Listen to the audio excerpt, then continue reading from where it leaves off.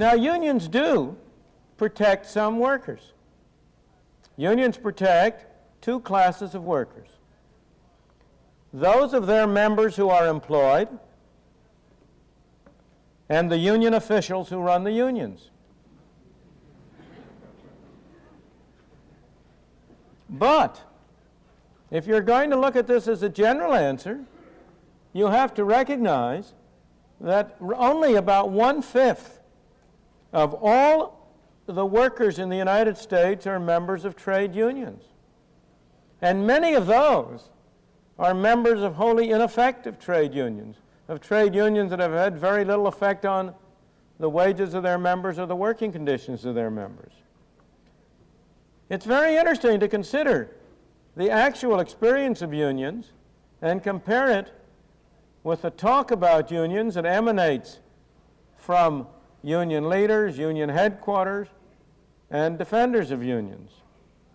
If you listen to the talk, you will get the impression that unions exist to protect the workers who are way down on the income scale.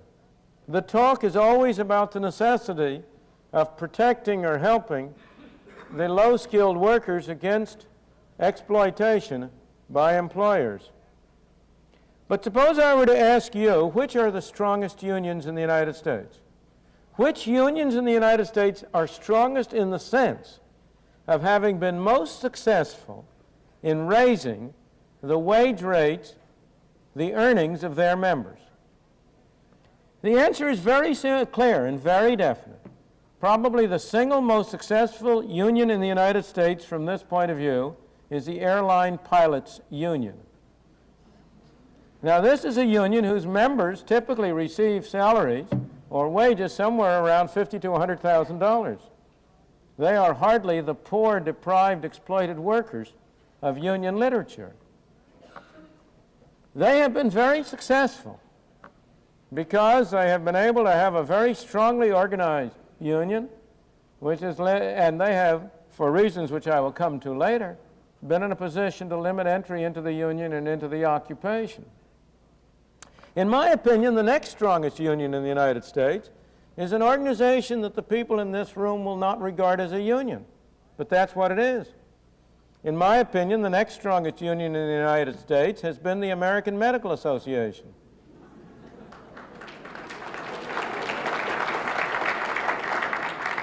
Now, the American Medical Association is not a traditional union, but it is a union from an economic point of view. It is an organization of people pursuing a particular trade which has tried to control the practice of medicine in such a way as to improve the conditions of its members. If you ask a union leader, what is the function of a union? He will agree with you, and he will emphasize, and rightly, that the first and primary function of a union is to improve the working conditions of its members. Well, from this point of view, the American Medical Association is on the whole done very well. Again, let me emphasize, I do not mean in any way to be invidious. I am not criticizing the airline pilots. I am not criticizing the members of the American Medical Association. I am only trying to understand and analyze the situation. Adam Smith, in that great book on the wealth of nations, brought home to all of us that the way in which the world runs is mostly by people seeking to pursue their self-interest. And there's nothing wrong with that. That's the way in which we run. And he pointed out that in the right kind of a structure, in the right kind of a world, people, in pursuing their own self-interest, would also promote the general interest. So I'm not complaining or criticizing at the moment, but only analyzing. If there's any fault to be found, the fault is not to be found with the members of the pilots union or the members of the AMA, but with the rest of us for letting them get away with it. Now, the third strongest groups of unions are undoubtedly the craft unions. The carpenters, the plumbers, the plasterers, and the like. And they, again, are a group that have always been extremely high paid, that have always been among the elite of the working community.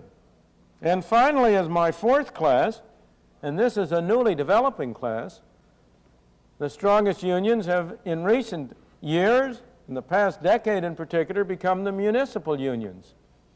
The unions who have played a considerable part in reducing New York City to its present state of bankruptcy.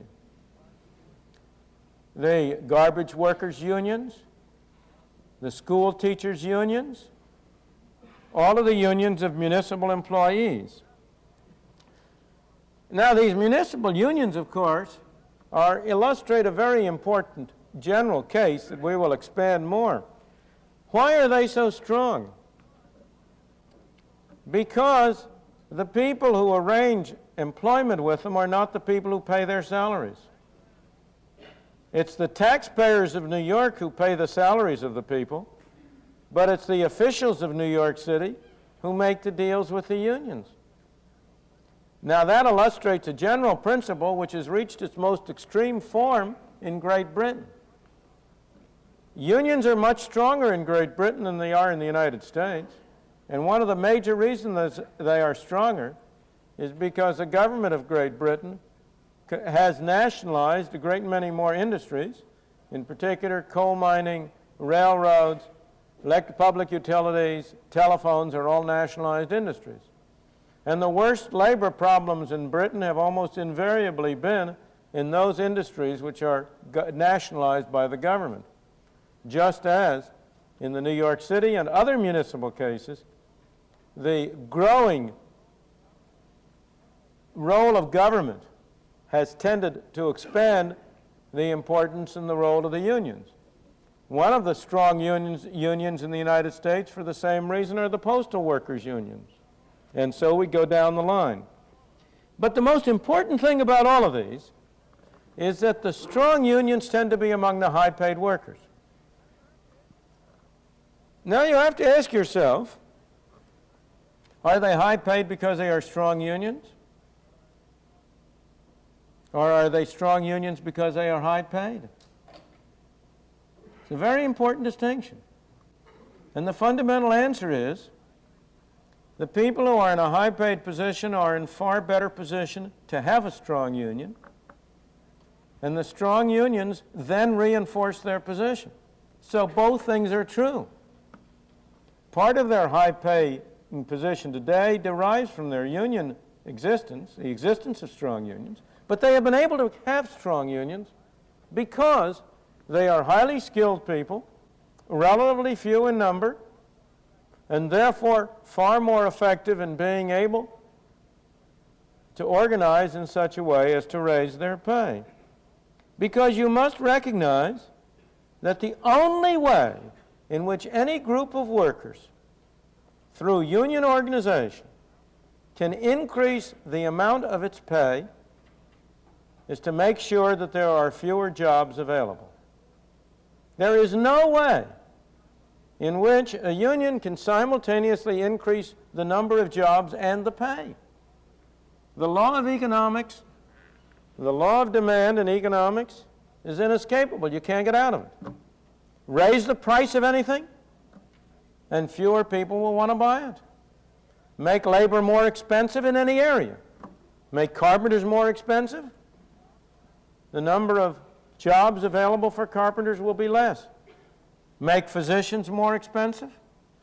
The number of jobs available for physicians will be less. Make airline pilots more expensive. The number of jobs available for airline pilots will be fewer. As a result, the gains of the group of workers I've been talking about, or other union workers, are at the expense, the union workers gain at the expense of other workers. The only way, as I say, in which they can get a higher pay is by arranging things so that there end up being fewer jobs, and that means that other people who might be perfectly competent, who might be perfectly available for such jobs, are denied those jobs. As consumer, not only so the effect of the higher pay of unions is lower pay for all other workers. I once made the estimate, this was 20-odd years ago, but since there have been a number of studies that have confirmed this judgment, that on the average about 10 to 15% of the workers in this country had been able through a union organization to raise the level of their pay by something like 10 to 15%. That this had been at the cost of a roughly 4% reduction in the wages earned by the other 85%. So the effect has been to raise the pay of high-paid workers and lower the pay of low-paid workers.